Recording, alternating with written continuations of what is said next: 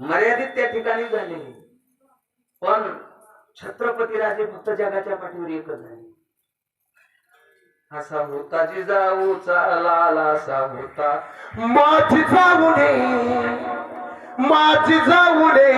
दिया हमें सुंदर शिवाजी राजा.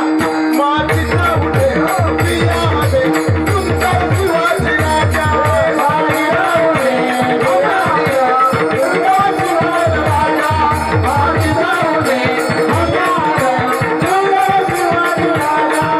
माझी जाऊने दिया हमें सुंदर शिवाजी राजा. माझी जाऊने दिया हमें सुंदर शिवाजी राजा. माझी जाऊने दिया हमें सुंदर शिवाजी राजा.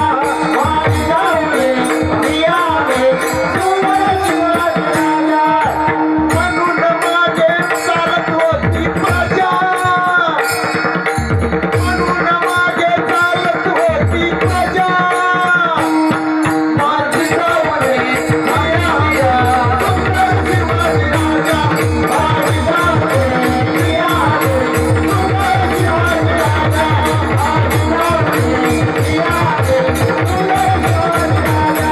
माझी जाऊने दिया हमें सुंदर शिवाजी राजा.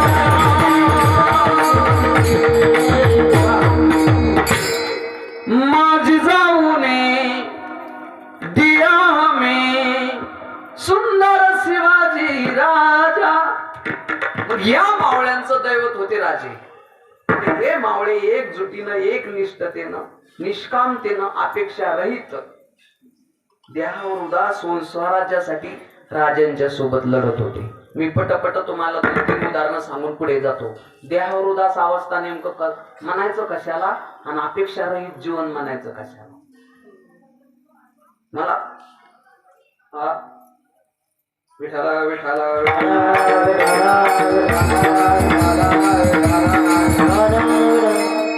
जाणकार मंडळी आहात तुम्ही.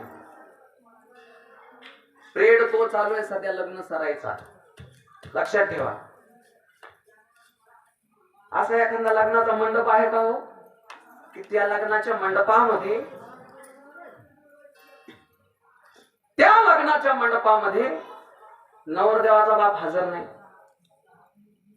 स्वतः वरबापासून लग्नाच्या मंडपात हजर नाही, असं कुठं तुम्ही इतिहासात ऐकलं? आतापर्यंत तुम्हाला दिसलं संभाजी महाराज? कधीही दिसणार नाही. स्वतःच्या मुलाचं लग्न आहे आणि वरबाप गैरहजर आहे, असं कधीही तुम्हाला आढळणार